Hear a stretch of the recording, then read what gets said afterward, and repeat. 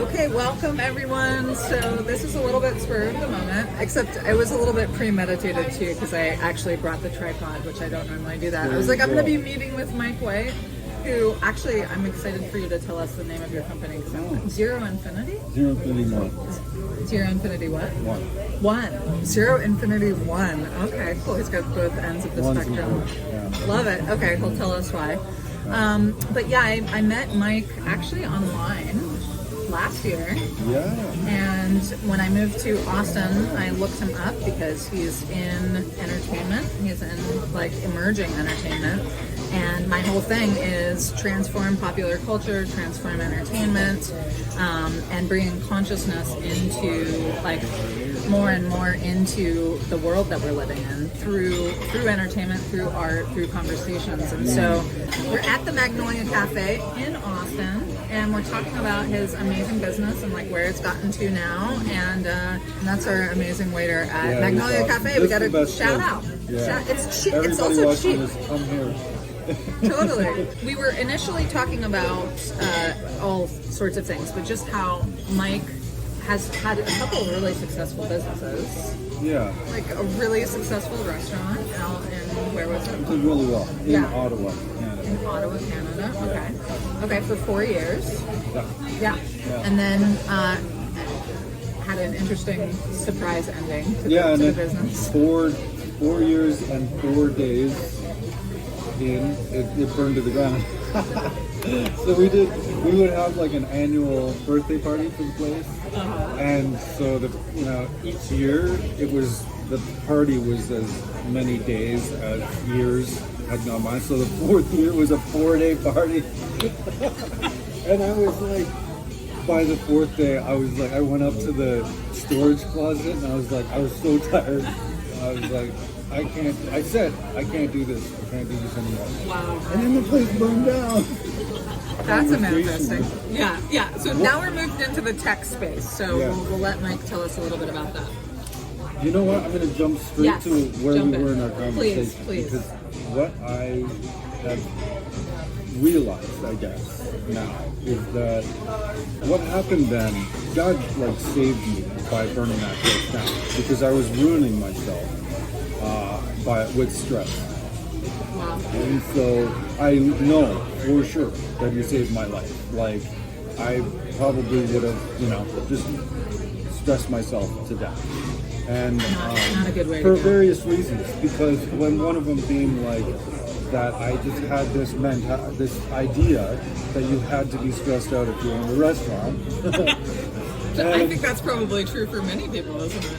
Yeah. And another idea probably that you had to be just this mentality of like needing to be constantly frantic that we were talking about before. Yeah.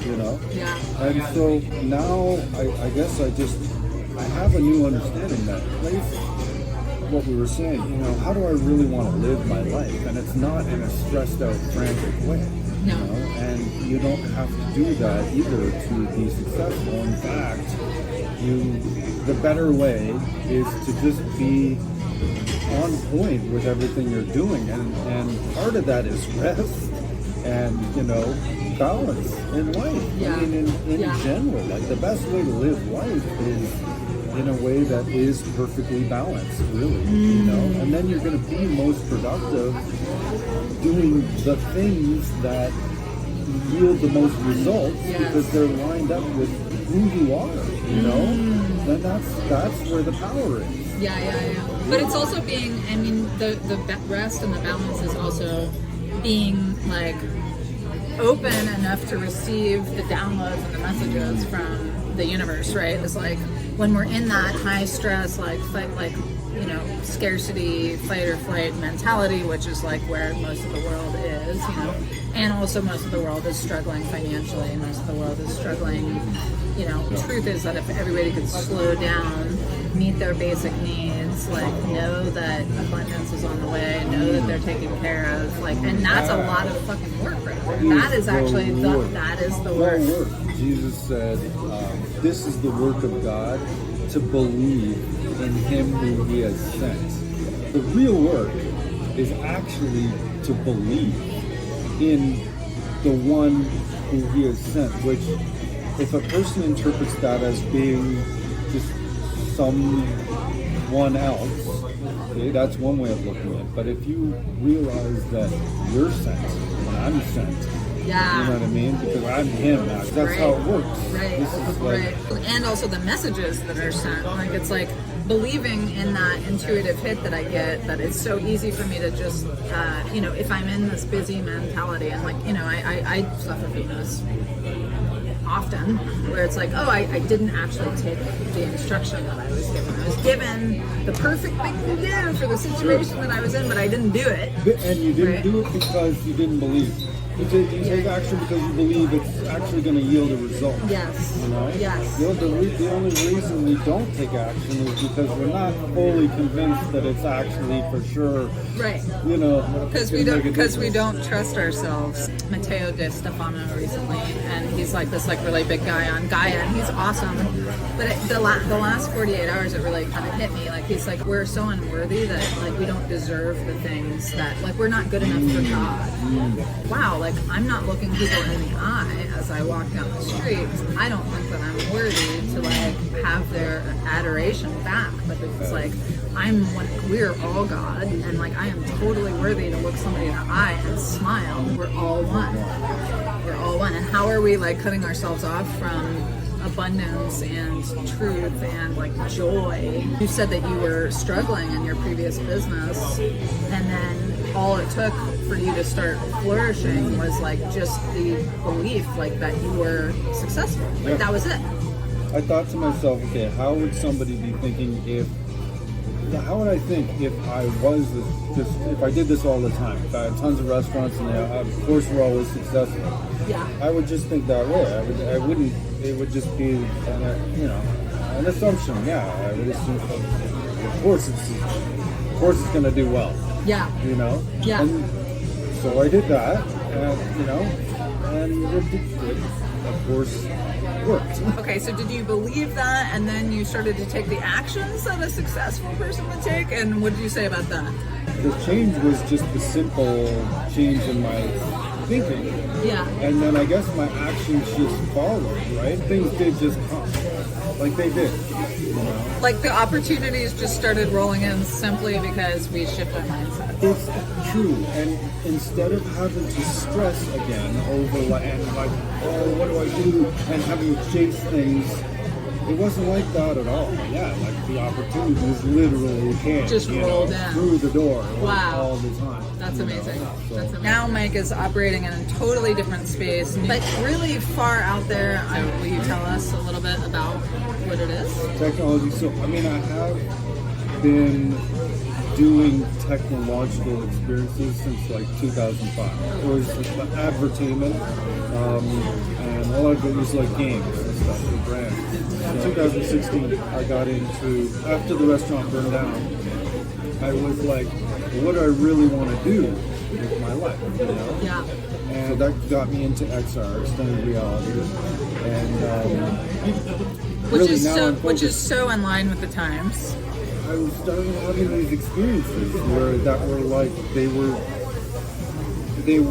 immersive, and this is in my own head though, Yeah. because that's how I compose music sometimes, often on my own, as I hear it first. But these were like experiences, like a movie, length of piece of music, but it was accompanied with, or in fact described by, visuals that also had a story and a meaning behind it. And so that's really my goal, is to create that where people can experience it, which when I found mixed reality, the HoloLens, I got it like a month after it came out. Wow. I found out about it. My CTO, Jason, was the 13th person to get it. I was like, wow, this is the medium. This is how I can do this. Wow. And this is how I can create this experience.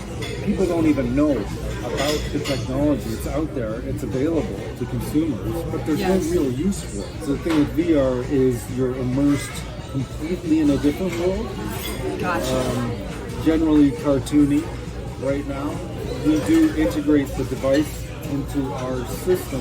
One of the iterations is that you can use the Oculus to go to a different place. So rather than me being in my own cafe and you here, if I'm in the Oculus, I'm coming to this cafe. Wow. So I'm seeing you, so Yeah. that- Okay. So like, let's say you like, would we put it on? Is it like, does it go on your head? Does it go goes on your on face? head. Goes on your head. This is all, it's all Okay. head one right now. Okay. But there will come a day Yeah. when it will be just projected. Okay. It'll be projected. So picture if there's a unit in this room projecting holographics.